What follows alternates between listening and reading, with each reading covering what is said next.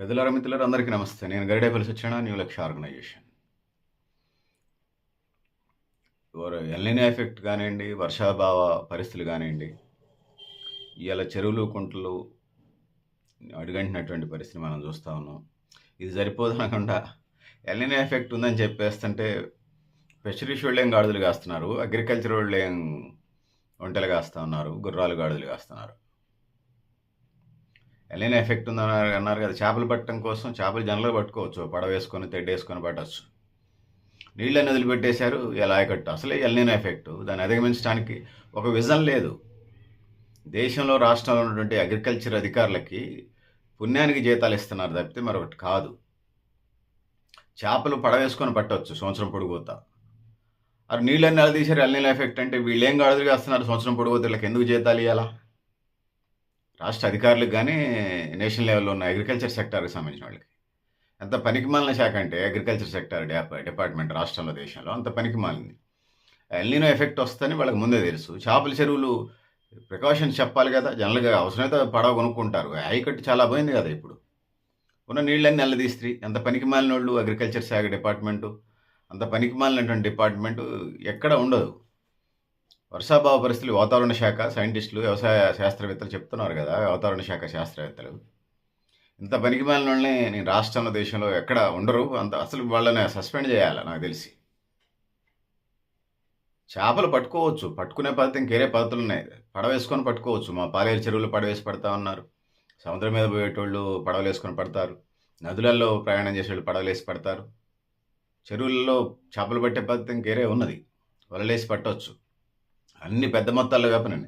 ఆయకట్టు అంతా పోయింది కదా, ఏం చేస్తున్నారు అనేది ఇలా నేను అడుగుతా ఉన్నాను. ఇలా అగ్రికల్చర్ అధికారులని, అగ్రికల్చర్ డిపార్ట్మెంట్ని, అగ్రికల్చర్ శాఖని. రాష్ట్రంలో, దేశంలో ఇదే పరిస్థితి ఉన్నది. 29 రాష్ట్రాలు, 9 కేంద్రపాలిత ప్రాంతాల్లో. వీళ్ళకి ఎందుకు పుక్కడగా జీతాలు ఇస్తున్నారో అర్థం కాదు. ప్రజలు వీళ్ళ మీద ఎందుకు సీరియస్ గారో అర్థం కాదు. సో ఎల్‌నినో ఎఫెక్ట్ ఉందని తెలిసి కూడా ఇట్లా నిమ్మకు నీరెత్తినట్టుగా చోద్యం చూస్తూ ఉంటారు వ్యవసాయ శాఖ అధికారులు, వ్యవసాయ శాఖ. మరి వాళ్ళకి ఎందుకు జీతాలు ఇవ్వాలో అర్థం కాదు. ప్రజలు ఉప్పు మీద, పప్పు మీద, చింతపండు మీద మంచినీళ్ళ ట్యాక్సులు కట్టి. సో ఇక ఖరీఫ్ సీజన్కి ఇప్పటికే వర్షాలు లేవు. జూన్ అయిపోయి ఆగస్టు కాదు, జూన్ అయిపోయింది, జూలై వస్తుంది, ఆగస్టుకు వచ్చేసినాం. ఏమైనా వర్షాలు పడితే గిడితే ఆగస్టు 30 లోపు ఖరీఫ్ సీజన్ నడుస్తుంది. లేకపోతే ఇక రబీ సీజను ప్రశ్నార్థకమే. ఇది కేవలం చెరువులు, కొండలకు సంబంధించిన సమస్య కాదు. సాగునీటి ప్రాజెక్టులో కూడా 50% పడిపోయినాయి. నాగార్జున సాగర్కి సంబంధించి 390 పైన ఉండాలి అడుగులు, 390 పైన అడుగులు ఉండాలి. అందులో 50%కి పడిపోయింది. నాట్ ఓన్లీ నాగార్జున సాగర్, కాళేశ్వరం, లేకపోతే శ్రీశైలం, అన్నిటి నీటి మట్టాలు, నారాయణపూర్, అన్నీ ప్రాజెక్టులకు సంబంధించి ఇదే పరిస్థితి ఉన్నది. సో ఇది కేవలం సాగునీరుకి సంబంధించిందే కాదు, 100కి 80% త్రాగునీరు కూడా, సాగునీరు అంటే చెరువులు, కుంటల నుంచి ఉన్నది. ఇప్పుడు సాగునీటి సమస్య కూడా వచ్చే పరిస్థితి మరి కనపడుతుంది. వరి రైతులు వేరే పంటలు వేయడానికి సిద్ధంగా లేరు. ఒక మైండ్ సెట్కి అలవాటు పడ్డారు. అప్డేట్ కావట్లే వీళ్ళు. మనం ఉద్యోగస్తులు ప్రైవేట్ సెక్టర్లో పనిచేసాడు, ఒక ఉద్యోగం చేస్తే ఇంకొక ఉద్యోగంలో పోతాడు. వీళ్ళు మైండ్ సెట్ వరి ఫిక్స్ అయ్యారు. ఒరే ఆ 2 రోజులు పని చేయటం, మళ్ళీ రైతులు కష్టపడరు, సోమరిపోతులు అని నేను అనలే, కానీ మైండ్ సెట్స్ మారాలి కాలానికి అనుగుణంగా. ఆ విధంగా ముందుకు పోవాలి.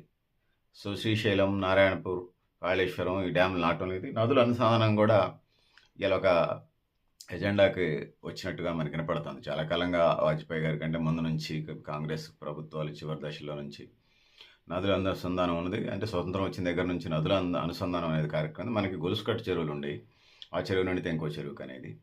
సో ప్రాజెక్టులు నిండితే చెరువులు, కుంటలు నింపుకునేవాళ్ళం. పశుగ్రాసానికి పనికి వస్తాయి, ఆవులు మేతకి కింద ఆయకట్టు, చెరువులు, కుంటలు ఆయకట్టుకి పనికి వచ్చేది.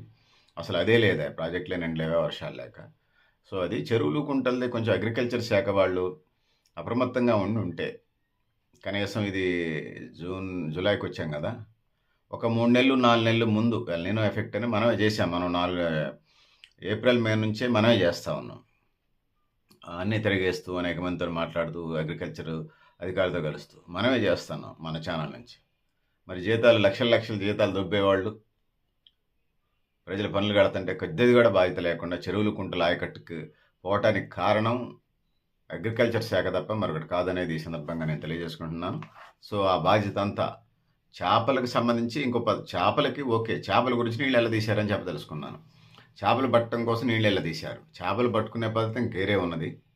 సో, అది జేయలేకపోయారు. ఎల్‌నినో ఎఫెక్ట్ ప్రభావం ఉంటదని చెరువులన్నీ నీళ్ళెళ్ళ తీశారు. ఒక్కొక్క చెరువు కనీసం 10,000 నుంచి 25,000 ఎకరాలు ఆయకట్టు పంట పండేది. ఇలా కరువు కోరల్లోకి వాళ్ళ అగ్రికల్చర్ అధికారుల వల్లనే కరువు కోరల్లోకి నెట్టబడ్డారనేది ఈ సందర్భంగా నేను తెలియజేస్తా ఉన్నాను. పెద్దలారా, మిత్రులారా, నేను చెప్పిందల్లా మీరు నమ్మటం కాదు. మీరు కూడా క్రాస్ చెక్ చేయండి. చాలా చెరువులు మీ పరిధిలో ఉన్నటువంటి చెరువులను ఒకసారి చెక్ చేయండి. ఈ పరిస్థితులైతే ఉన్నాయి. సో, పెద్దలారా, మిత్రులారా, మీరు కూడా మీ అభిప్రాయాలను కామెంట్ బాక్స్ రాయండి అని తెలియజేస్తూ, నేను గరిడేపల్లి సత్యనారాయణ, న్యూ లక్ష్య ఆర్గనైజేషన్.